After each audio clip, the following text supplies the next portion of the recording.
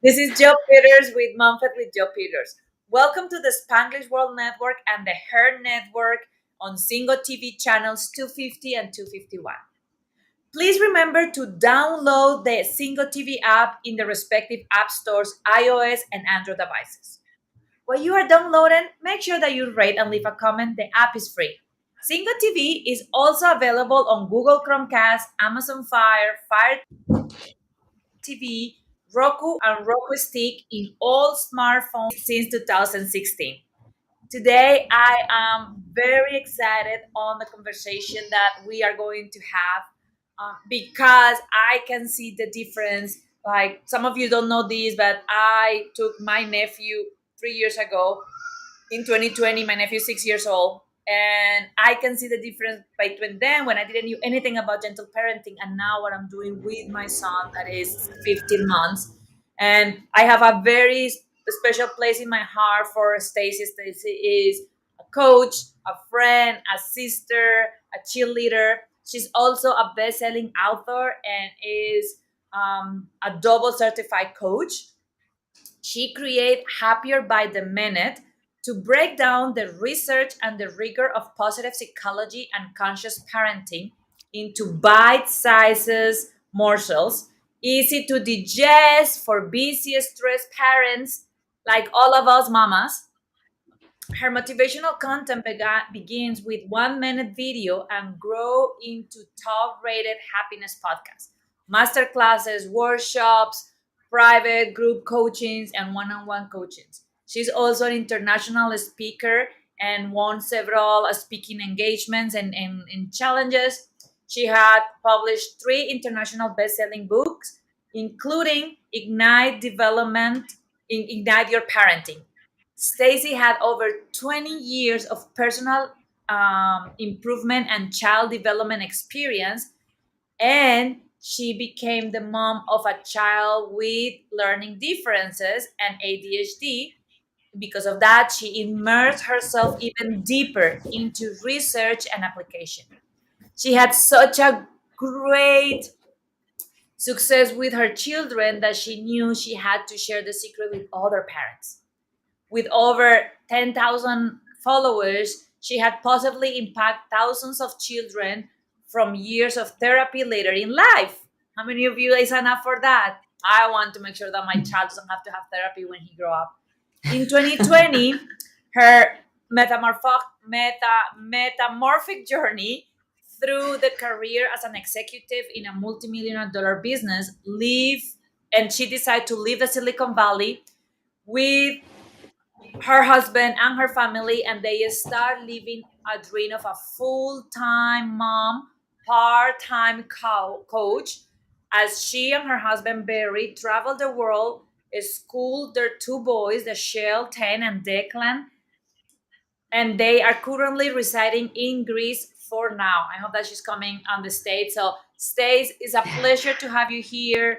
I am looking forward to go deeper into how these pregnant moms and moms of new babies can start learning a little bit about positive psychology and gentle parenting. Actually, I picked my t-shirt on purpose today. My t-shirt is one of the MomFit t-shirts that are available on Amazon, and it's parenting style survivalist. So as I we love it. feel that we are just surviving, it's important that we have some of the tools that Stacey is going to share with us. But Stacey, let's gonna talk a little bit about you, a little bit about the story and your story with the shell, and then from there we will go into what are some of those practical things that we all can do to make sure that our kids don't go to therapy in 15 years. They might go to therapy, but at least it won't cost them as much, maybe, because we won't have messed them up as much as we could have if we weren't thinking consciously. But, look, everybody's doing the best that they can with what they know. And the reality is that what we know, what we've been taught, what society is conditioning us, what we grew up with our own parents and grandparents is just outdated. And now there's so much research and science around conscious parenting and positive psychology that to show that it works. It works to decrease the stress immediately and helps them learn the skills to grow up and have healthy, successful, vibrant lives later.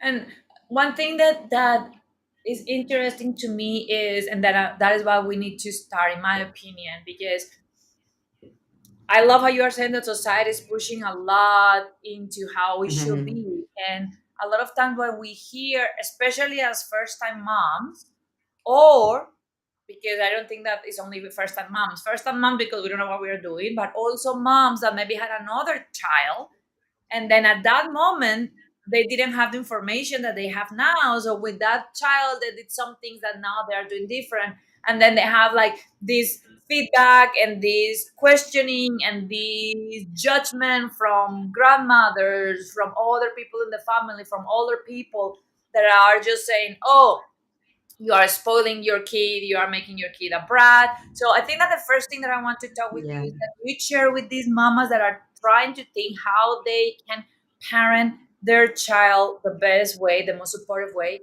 The first thing is, what is gentle parenting and positive psychology, and what is not? Yeah. So, I mean, Dr. Shafali Saberi is the one that came up with conscious parenting. And I think then there's a rift off of that with gentle parenting. And it all basically is that it is not punitive, it's not hierarchical, it's very much a partnership with your child. It is about really looking at yourself as a parent and what do we need to heal inside of ourselves, that we are reacting to our children, that really we're not even reacting to our child, we are reacting to our childhood, that their behavior is a trigger in us based on our own childhood and also based on our beliefs. Everything is about our beliefs. So example, one child can hit another child, a 4-year old can hit another child, and most moms will be very triggered and, oh my gosh, I'm embarrassed that they're doing that. Why is he so naughty? And another mom who's studying conscious parenting, like me, is going to be, you know what? He is just 4. His prefrontal cortex is not even developed. He's, working out of a primal brain, and he doesn't know how to communicate whatever frustration and anger he has right now. So I'm not going to get as triggered. I'm not going to freak out. I'm not going to yell him. I'm not going to spank or give him a timeout. And timeouts are just so outdated because what your children need in the time of being really stressed out and tantruming or being angry is connection, not disconnection. And they just need the tools. And so if a child, a 4-year old is hitting, it's just, wow, you know what? We're going to step away from this situation for a second. And I'm really going to tell you that, gosh, you are feeling some big feelings right now, but we don't hit. We don't hit on our family. I never hit you. I don't let anybody hit you. But what I need to do is help you learn the skill of communicating whatever you're feeling, which is, I'm angry. I want that toy. I'm tired. I want whatever it is that they're feeling. And so, but we have to stay present to teach them that skill. So, but I want to also really quickly say that I'm so excited that these are new moms, young moms, pre moms, because it's usually moms come to us when they are really in the heat and they've gone down this rabbit hole of just a loop of bad responses, or not bad, but ineffective responses to bad behavior. And it just gets out of control and they don't really seek help until they're out of control. And you can do so much before it gets to that point. And you know me, I'm my engineer background. My mom works as an engineer, so MomFit is all about that. It's about preventive care, how we can prepare and prevent so that we don't have to react after the fact. How we can plan and Yeah. prepare. So absolutely, I agree with you. One of the things that, and listening to you, I was like a little ashamed. I was like, I'm gonna share because that is part of motherhood. This week, I was Yes. along with E, and he's discovering his voice. So there was a moment that he started screaming because he's not speaking much yet, Yeah. screaming, pointing me to the pantry, and it triggered me. And then I start raising my voice, telling him to not scream.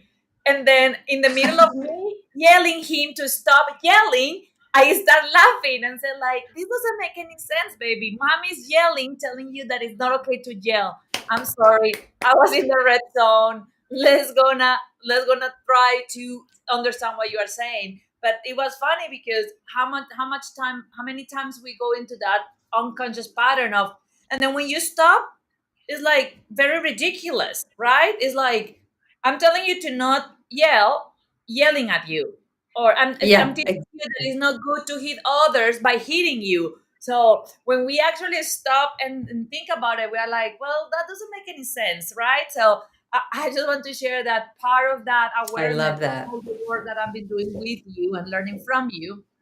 But I want to go deeper into understanding two things. The first one is why this is a positive decision and how this can impact the emotional and mental well-being of your kids in the long term. And then the second part is why when people quote mark title this approach as you will not have discipline, they will not know who is the authority, you are going to make brats that don't respect anybody, how that is a opinion based on lack of understanding of what we are really doing. So let's gonna go first with the first one, that is why choosing this option is a good way to invest in the future of our children, and why this will give benefits long term to the family. Because Yeah, I think that one of the things that you said before is it's almost like pay me now or pay me later. So even when early on may seem yeah, that the parents that are hitting their kids and punishing their kids had a better behaved child than the one that we have, that we are trying to do this, I think that in the long term there are also other factors that balance out that yeah. make easier to make this choice depending on if align with our values. So we are all living patterns. We are all living patterns that we started to create when we were a child. And we became, there's a lot of study on that we created an ego that we built to protect ourselves from being ourselves. So when we would be silly, or we would knock something over, or we would be wild and we would get hushed, or we would get smacked, or we would get yelled at, we created this ego of like, oh, don't be that. Don't be yourself. That gets in trouble. When all we were doing is just being kids. We were just being kids, and we were just expressing ourselves. And, even if you don't think of it as, even if it's naughty things, right? Where we were being disrespectful. Again, we were children just trying to figure out, wait, I have a voice. I want to say something about that. I don't like the way you're treating me. And then a parent will get very, it's very control and hierarchy based, and you need to respect me. When, wait, respect is something that we give mutually. Respect is something that we teach by giving respect, not by demanding respect. And so we created these personalities, and then we become parents, and we're just passing it down. This is just where it's a loop, and it's a generational loop that we just keep passing down. And so learning it early means that you're going to stop the pattern sooner. We know that yelling and shaming, it doesn't work. It works in the moment because it teaches a child to be afraid. It teaches a child to be quiet. It doesn't teach them any skill except the skill of, okay, I won't let them find out next time, or I won't talk back. But now you're teaching the child to just be compliant and to just do what other people tell them to do. And if you really think about it, that's not the child you want. You want the child that's creative and innovative and has a mind of its own and isn't going to let other people walk all over them. But we have to teach them how to be that person by teaching them the skills of how to communicate. And the only way we can do that is by connecting with them and giving them love and giving them kindness and giving them compassion. It doesn't work to the shame. And if you don't learn it early, you're just going to get in this cycle, and where you're both tantruming when you start tantruming, when the child starts tantruming, and now nobody's learning anything. And it's hard to get out of that cycle once you're in it. I love that. And so for the moms to be new moms that are considering this approach, because I know that it's getting a lot more momentum. We are seeing a lot more exposure to this type of parenting. We actually are seeing it with even silly things as extended breastfeeding, where now we are getting back into moms being very proud breastfeeding their kids past 2 years, 3 years. So it's getting a lot more exposure. And then if there are some of these moms that are considering this, but either the other two things that we talked before, either they are first time moms and or they have another child that they were raising the other way, what are some of the things that they need to have clear when they start getting pressure from family and friends into trying to do it the traditional Yeah. way that we are being raising kids? Because, and I want to hear your opinion about this, but this drives me crazy when one of the biggest Yeah. statements is like, I spank you and you turn out well, or I hit Yeah. the daddy and he's completely fine, very successful. So what are some of the tools that these moms can have in their toolbox to be able to, in a respectful, kind, loving way, don't let those opinions and those statements make themselves guess their choice, and still make some healthy boundaries with the people around them of, yep, that's true, and Yeah. I am choosing this now. Yeah, I mean, number one, you have to believe in it and trust that, that this child is a miraculous, amazing, evolved being that is here to become who they're meant to become. I mean, a really big part is the work we do on ourselves about our beliefs and our expectations. This is not wishy-washy parenting. This is not, when you stay calm, it feels like we're not doing anything because we're used to, doing something means you're powerful, you're strong, you have control. And really, sometimes the greatest thing you can do is be quiet because it's going to help co-regulate the child. It's not punitive. And I know I hear a lot of other people saying, they just need a good punishment. They need to, if they don't get a punishment, then they won't learn the lesson. Who says that we only learn lessons by being in pain? I mean, the last time you beat yourself up for eating something you weren't supposed to, how'd that work out for you? How did it really ever? Did you beat yourself up and then all of a sudden you're like, "Wow, that worked. I'm never going to eat that again." No, we're so misguided, and it's social conditioning and constructs that are telling us that we have to be punished and we have to punish for them to learn a lesson. It just is not true. And so you have to surround yourself with people. Well, you try to surround yourself with as many people that are like-minded, but then it's also the people who say this is not the healthy way, this is not the right way, you should just give them a timeout. We just have to really respectfully understand that they are still in that old frame of mind. They have those old beliefs.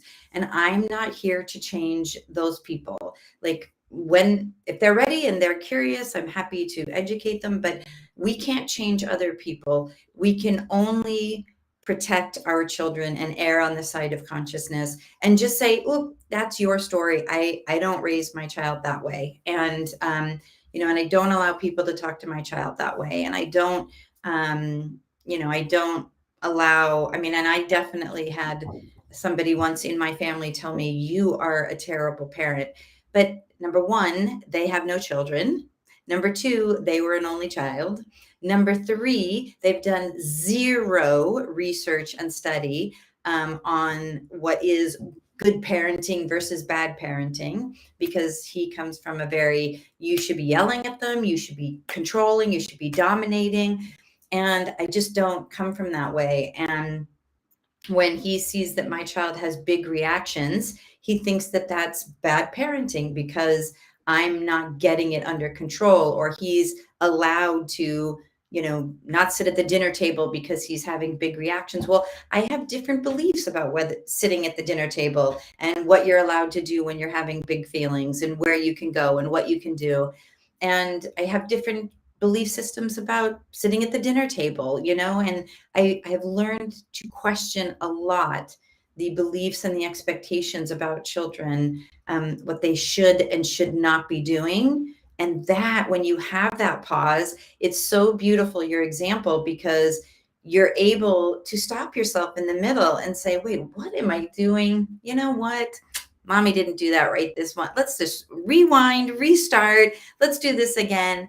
And it's not about being a perfect mom, because when I say that I do conscious parent coaching, I want to make sure people don't project onto me that somehow I'm a perfect mom and I have perfect children. We don't have a lot of conflict, but it doesn't mean that my kids aren't, misbehaving sometimes, or that I don't lose my shit sometimes, or that I don't get frustrated, or that I'm not tired, or that I'm not mean sometimes. But, it's about being conscious, recovering and repairing. And that's what we teach. I told that was like such a long answer. I don't even know if I answered the original question. Absolutely. But actually, I was seeing on a video of a speaker that was talking about that and saying, when I, for any reason, get triggered and yell my kids, and I find out that I'm yelling, the first thing that I do is I go into my knee to get eye level and say, honey, Hmm. I'm so sorry. I was yelling. That's not good. Please forgive me. And then the beautiful thing that he said that, and I saw it with Elliot, even when Elliot didn't reply back to me, is kids are like, okay, because they're in that moment like, okay, so what we are teaching them is mommy can also be wrong. And then not only what we didn't did right, but also that we love them enough to come back and say, hey, I'm sorry, this was not good. One thing that I want to talk with you about is, what are some of those small practices that moms to be and new moms can start doing since the baby's in the belly, or even in the first 12, 18 months of the baby, of what are some of those little activities, because we know that a baby is not going to get back to you, is not going to interact much verbally, but still we also know that, like everything else, that is a muscle that we need to exercise, and as more we exercise Exactly. it, as easier it's going to come later on when our kids start growing up. So what are some of those consciousness moments or those activities that we can implement right away? Doesn't matter if our baby is 3 months old or 18 months old or 5 years old or 10 years Yeah. old, like Dash. So I studied um, neurobiology with Dr. Shanker, and he wrote a book called Self-Reg, which is really, really valuable, because even the minute they're born, we are co-regulating for them. They're watching us to see how to self-regulate, which is one of the most important skills we can teach our children, which means we need to know it ourselves, right? And you were a perfect example of self-regulation. Like, I'm starting to get into the red zone. Hold on, take a breath, pause, breathe into the moment, and I can bring myself back down. That's exactly what we want to teach our kids. And so, what you could be doing, what is the most important thing, is starting to know what your triggers are, starting to look inside yourself. What are the triggers?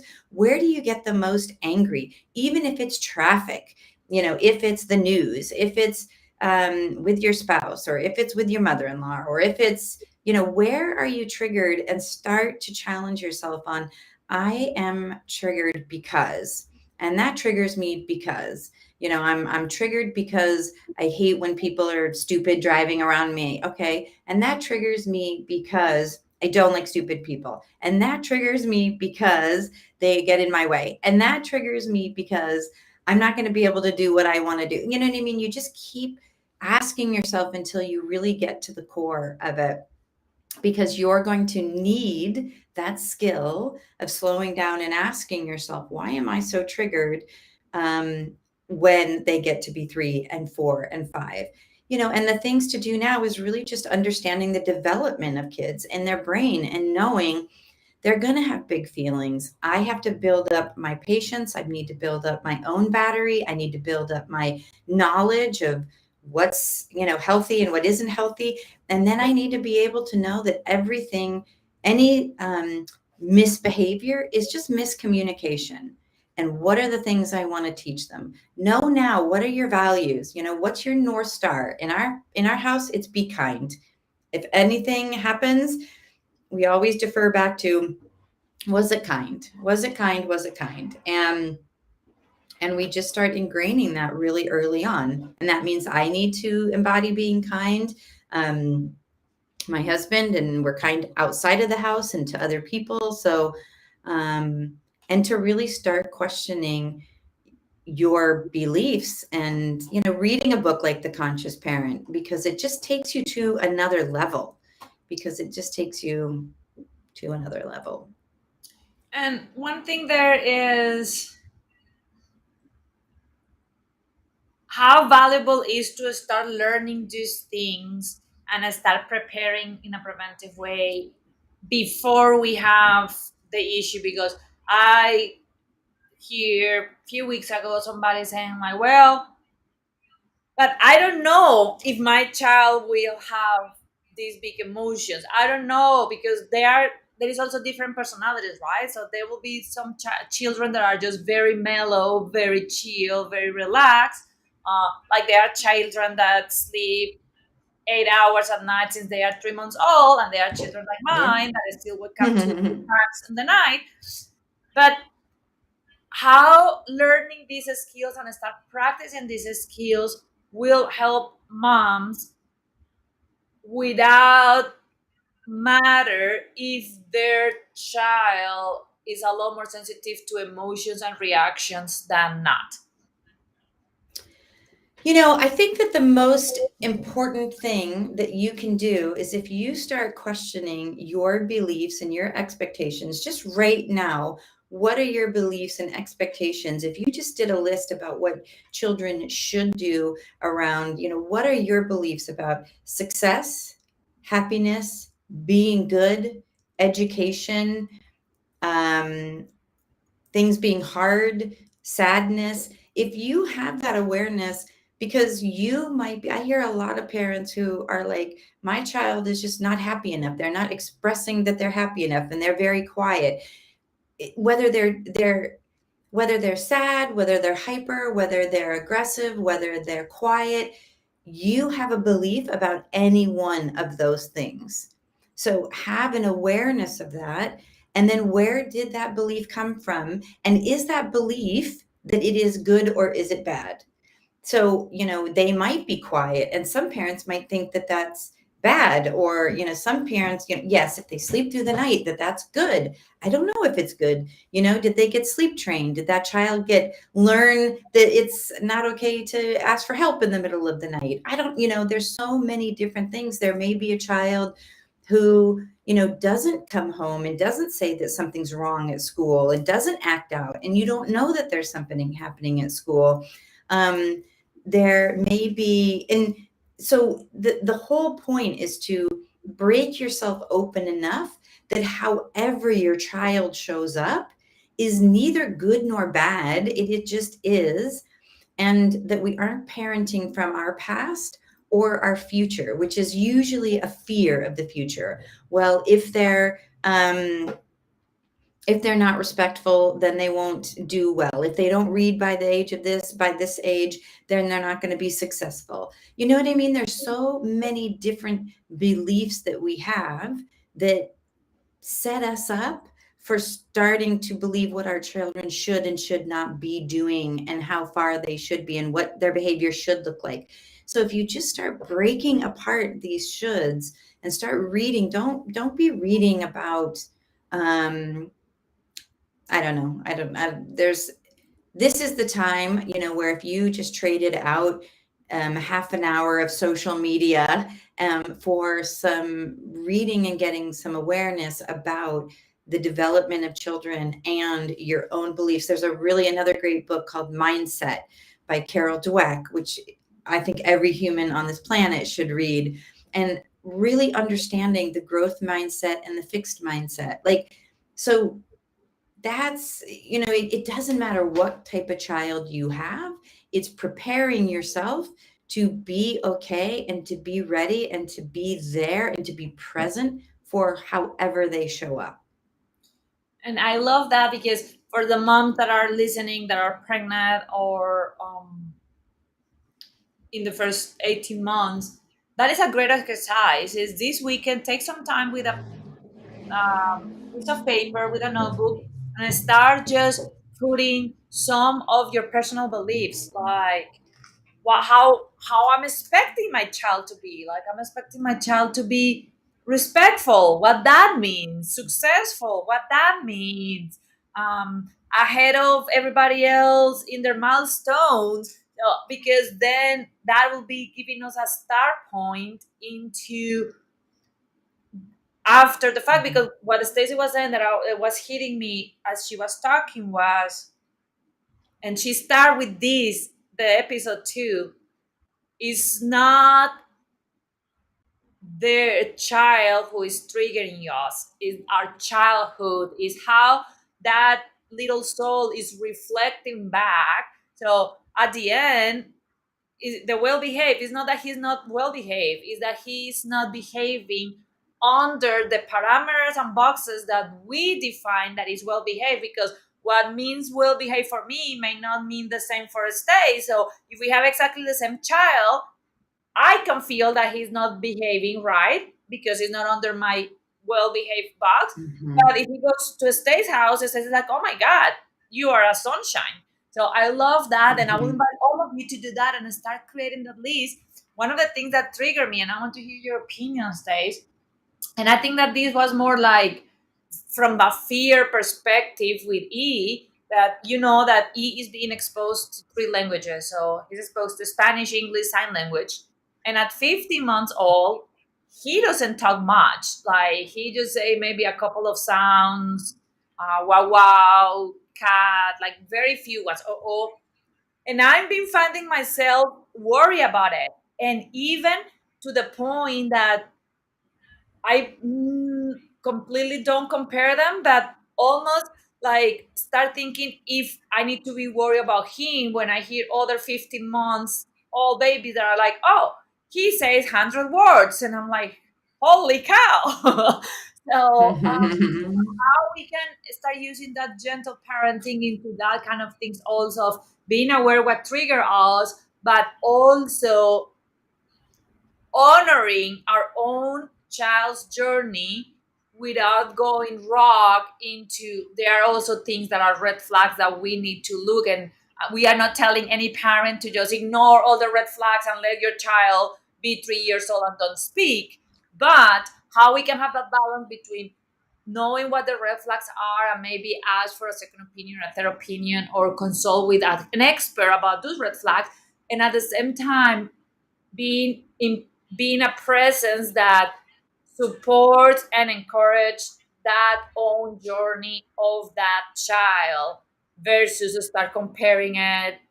Like you will not believe with the case with the wordings, with the words, with the speak, you will not believe how many moms in some of my groups, just because that comparison, choose to start doing a lot more of a screen time to put their kids in front of the TV to see some educational programs, just that they can catch up with the other kids that are doing 100 words. So that's gonna unpeel a little bit of that. Don't compare, number one. Like, don't compare. I mean, these comparison charts are so damaging. And, yes, you can look for markers. And my child didn't speak till late. Einstein didn't speak, I think, until he was like 5 or 7 or something crazy. So, it's not necessarily, again, that it's good or bad. And, I think having I just think milestones are very dangerous. They're very dangerous because, what are they there for? They're mostly there for school. And will they be ready for school? Can they, they need to be in diapers so that they can go to that preschool, and they can need to learn how to read so they can go into first grade. And, we work ourselves into a frenzy because of all of these standards set by other people hundreds of years ago that are, maybe turn out to be completely irrelevant. And so, yes, you have a doctor that you trust, and, you can do things. But again, you can either meet it with panic and fear and, oh my God, what's going to happen to my child? And they're never going to be able to live a normal, happy life. Or you meet it with, okay, this is where we're at. This is interesting. Let's do some more reading, or let's do some exercises, or let's see if you need more.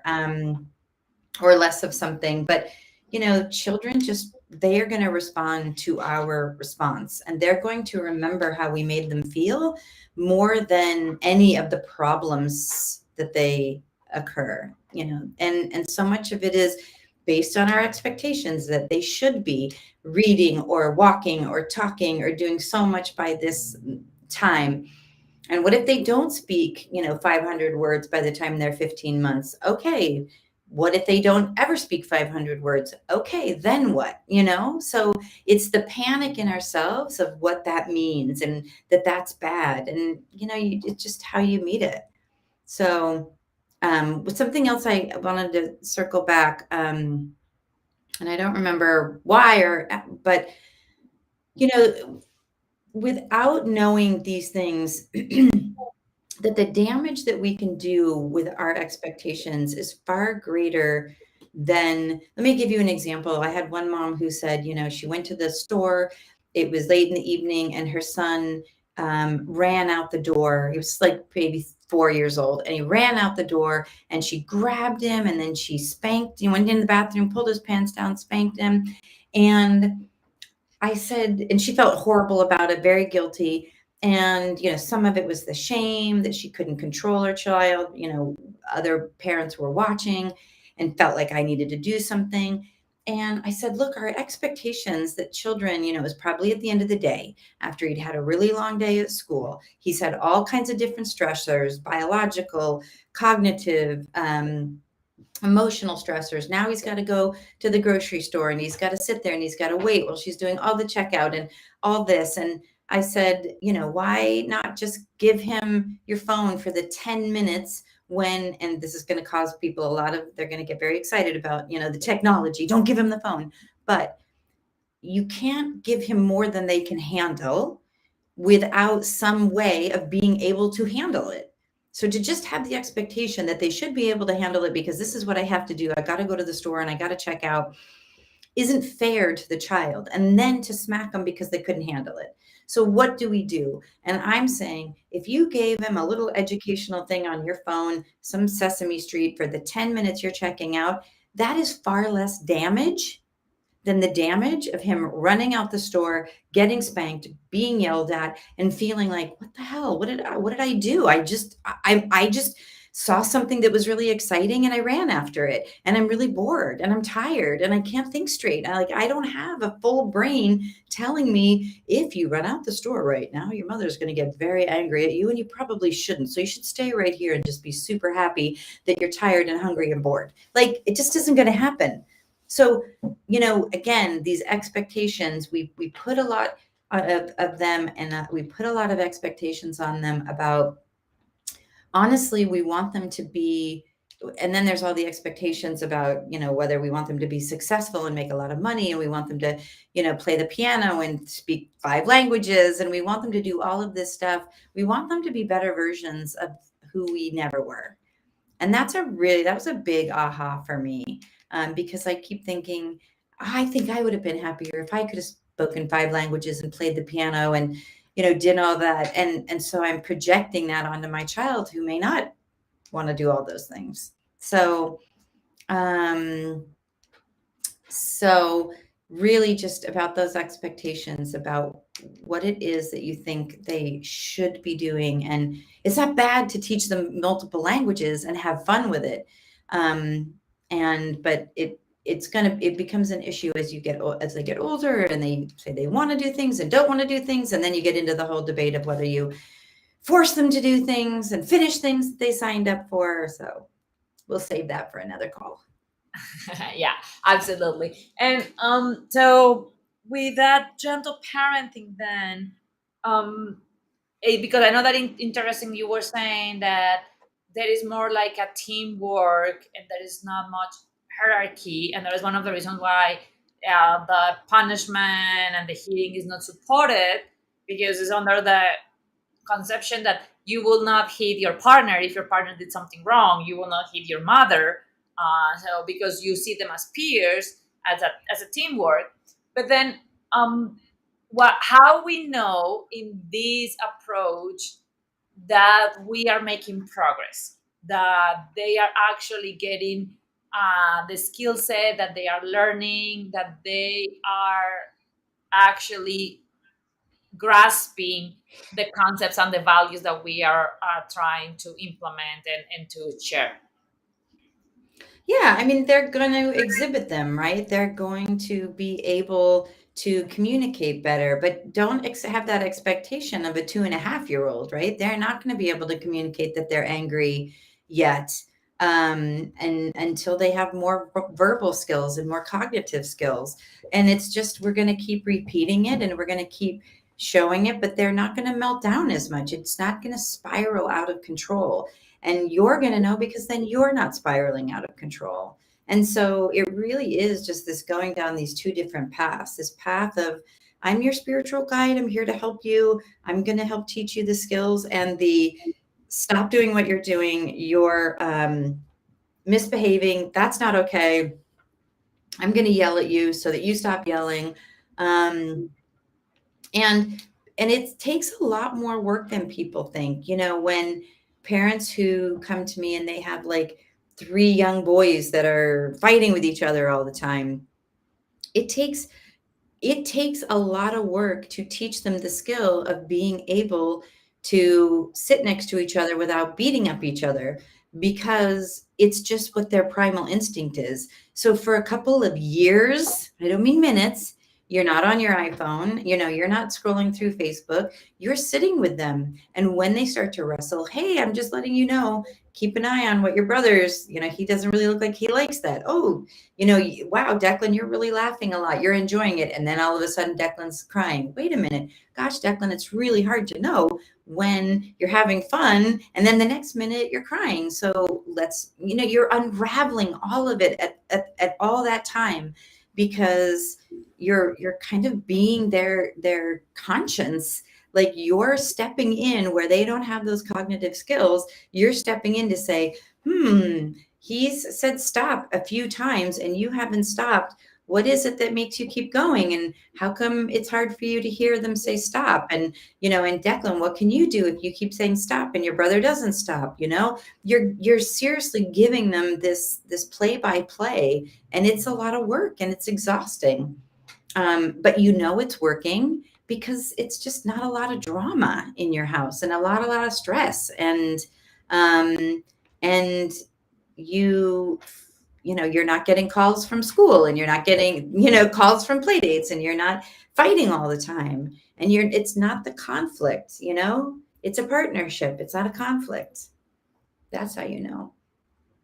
Thank you for that. And with that being said,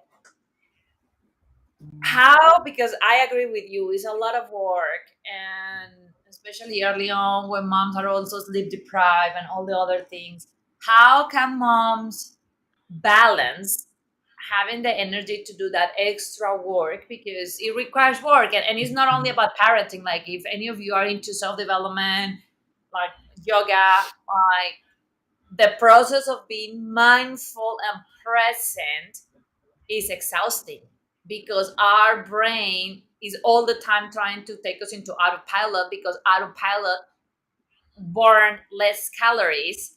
So it's exhausting. How these moms can balance that exhaustion with also ways to refill their tank, to have the energy to invest on those critical moments of raising their children. This is where I'm so grateful that I also studied positive psychology, because there's so many tools that you can use. So optimism is something that can be learned, right? So if you're a pessimistic person and you're always grumpy and you're always finding what's wrong with something, that's going to drain your battery much more than than if you try to just see what's good. The news you're doing, what are the things that you are doing that are draining your battery? Watching the news is draining your battery. Being on social media all the time, comparing yourself, draining your battery. Are you working smarter or harder? Are you surrounded by people, friends that bring you down? Are you doing a lot of negative habits, eating or drinking unhealthy things that are draining your battery? So the reality is it's so 360 degrees of how you take care of yourself is how you will take care of your children. I love that. Um, so we are incredibly getting close to the end of the show. So before we start closing up, I want to ask you two things. The first one is, can you give from your wisdom and your passion into this conscious parenting and positive psychology one advice to all these moms to be a new mom that are trying to learn about this?